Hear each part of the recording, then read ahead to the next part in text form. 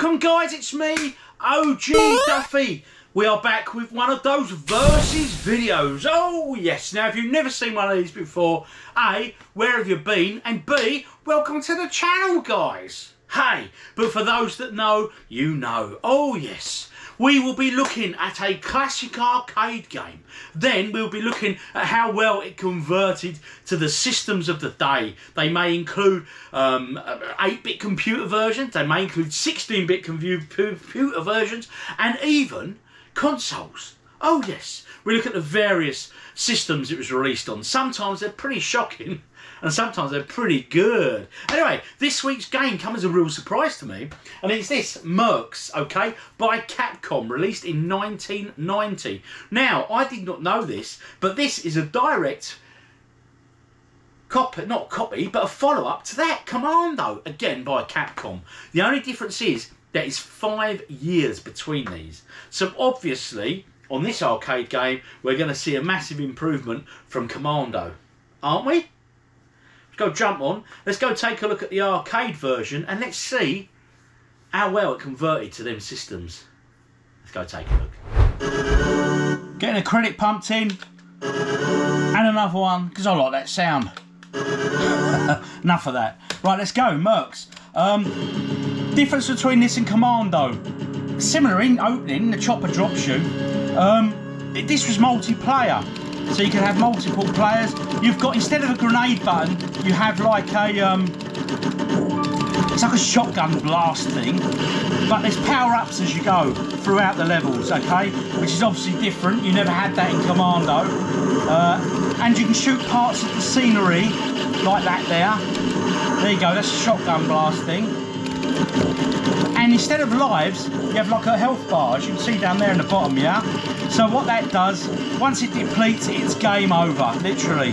Let's get that, whatever that was. You can pick up bits of food and stuff as you go, which help bring your health back up. But graphically, it's great. It's a massive improvement from Commando. But let's be honest, there's 5 years between these games, so you'd imagine that to be the case anyway. And then you get these big bosses. So that's mission 1 complete. That's the landing mission. It's quite a straightforward one to do. Oh yes. So all in all, right, a really, really good arcade game. It's great fun. And do you know what?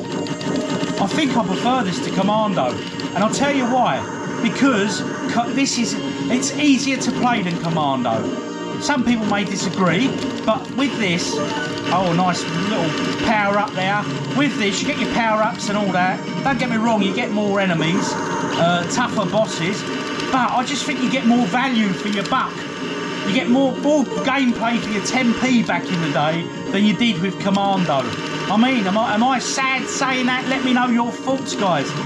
But this is one that I never actually got round to playing on any of the home systems that we're going to look at shortly. So it's going to be an interesting one. Because like I say, it's a new one on me. Oh, I'm getting a bit stressed now, guys. Oh, big old tank there. I've not got any of my special boosts left at the moment. Oh, there's 2 tanks. Oh, I'm just going all gung-ho. But I tell you what, it's a good fun little game. If you've not played this, it's got so much playability. So anyway guys, that is Mercs on the arcade. Let's go take a look at the Sega Megadrive conversion. Let's see how well Sega did with this. Looking first at the Sega Megadrive version, or the Genesis if you're that side of the pond, guys. Yes, and this is a brilliant conversion, okay. This was actually done by Sega themselves, and it was a great conversion. No multiplayer option though, which there was on the arcade, but this aside, this gives another version of the game also. So you get the arcade original, but then you get something called original mode, which is like a new game completely on itself, has completely new levels, allows upgrades, and you can change characters at different stages of the game, which gives it a slight sort of RPG element and feel to the game. So all in all, a really good conversion here done by Sega themselves. So a great start, but is it going to carry on this way? So well done, Sega. You've started the ball rolling very well. But will the Master System do any better? Let's check that one out.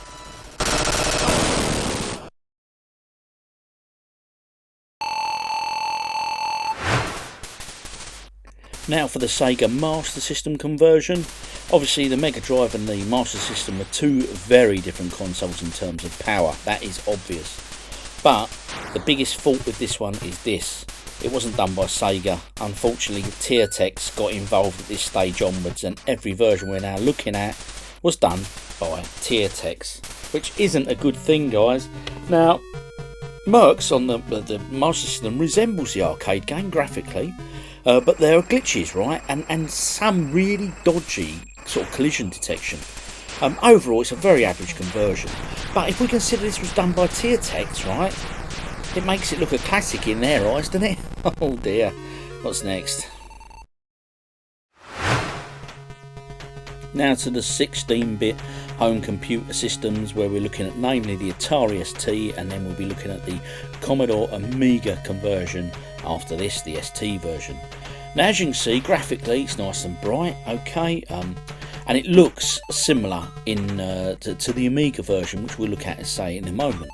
But the similarities between the two of them end there, really. The frame rate on this was iffy, mate. As you can see, it's dodgy, it's jolty. It's just not a good conversion at all, really. I mean, if it was a screenshot alone, it was a frozen screenshot, it'd look alright, you know. Oh, I'll buy that game, looks like Mercs from the arcade. But unfortunately, like I say, it's jolty. I mean, his legs movement is a bit weird as well.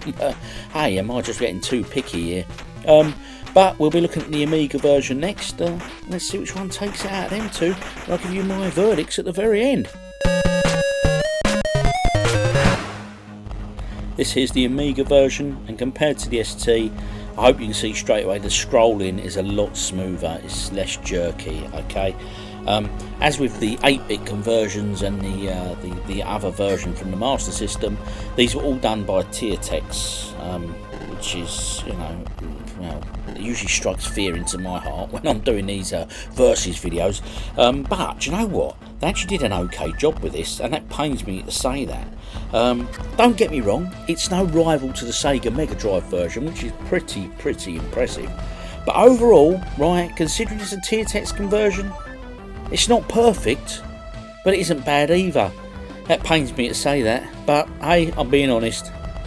Now, do you guys remember any of these from your home computing days and having it on the Mega Drive, etc.? If so, drop in the comments, share your memories and thoughts about them. And the arcade version, did you ever get to play that on a proper cab? Let me know in the comments.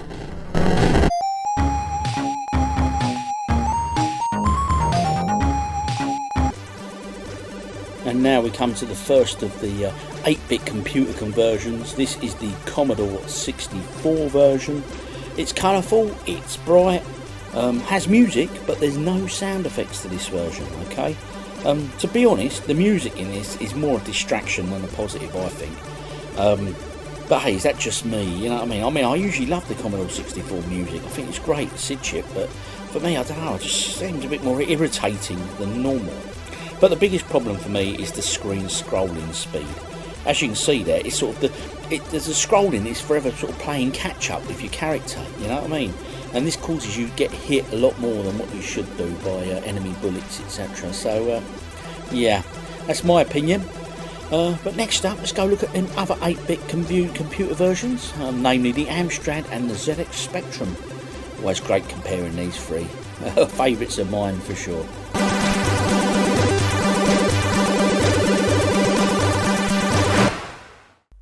And here we have the Sinclair ZX Spectrum version, our humble little computer friend that was the cheaper alternative back in the day, shall we say.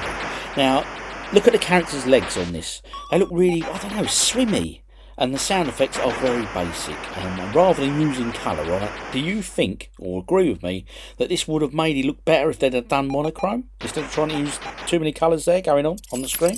What do you guys think? Drop in the comments. Now, scrolling and gameplay, though, It's not too bad, right? And it's the smoothest scrolling we're going to see out the 8-bit conversions today. It's not going to be an easy verdict all in all, because comparing all three of these 8-bits, you'll see when I come to the Amstrad, all have their positives but all have their weaknesses. So it's going to be a tough call this week.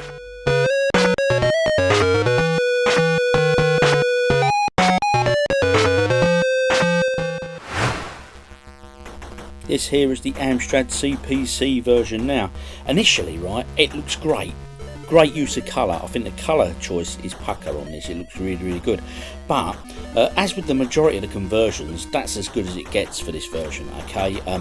As for the sound, the music seems less annoying than the Commodore 64, and it manages some sound effects, which Teartex failed to do with the Commodore 64, but the jolty scrolling and general gameplay mechanic lets it down massively. So unfortunately Teartex were involved in this one, and yeah, I think it shows. But like I say, out of these 8-bit systems, it's going to be a difficult judgment, so do stick around and I'll give you my judgments in a moment on which are the best systems out of them categories. Yeah, tough call this one.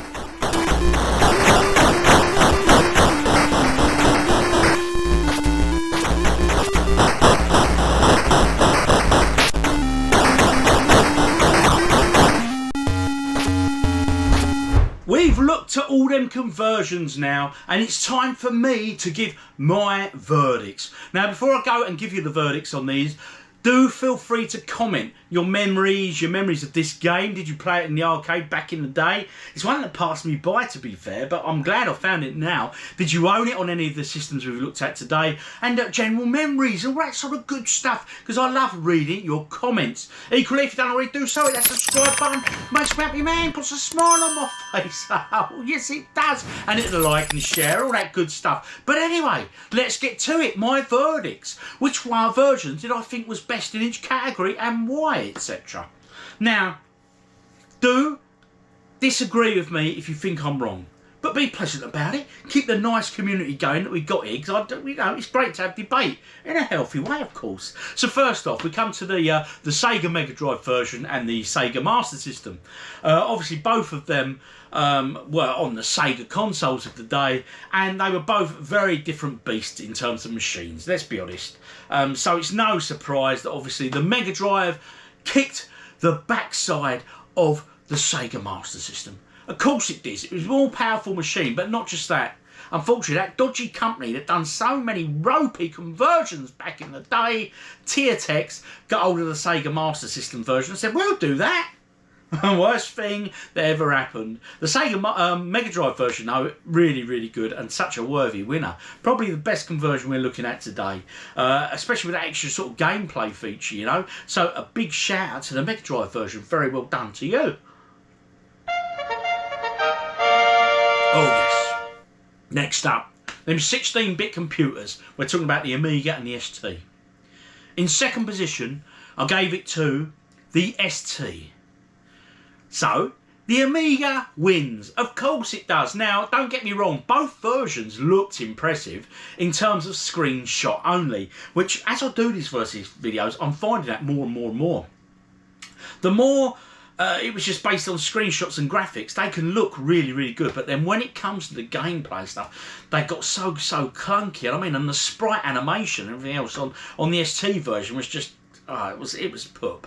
So for that reason, the Amiga takes it. Well done, Amiga. The result for you. Now to those 8-bit systems, or the usual suspects as they've become known. And now we come to the 8-bit systems, or the usual suspects as they have become known on the channel. In third place, I give it to the Amstrad CPC. Oh yes, that scrolling, what was going on?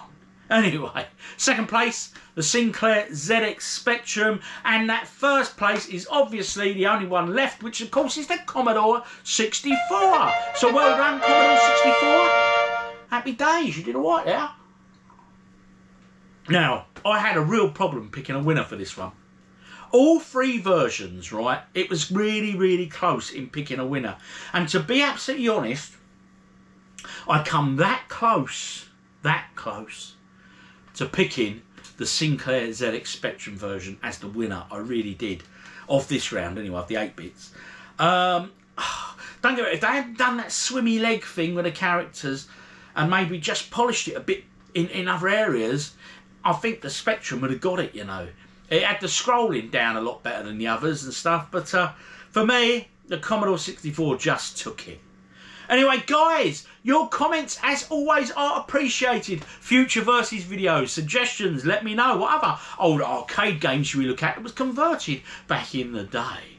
Not just that, guys, your memories, share them. Did you get this for Christmas? Did you remember playing this on any of the systems? Did you borrow it off a friend and accidentally slip it into a tape deck with a blank tape next to it? If you know, you know. Anyway, guys, I've been OGDuffy. You've been awesome as always. I've enjoyed this versus. Been a great game to play. Cheers, guys. See you on the next one.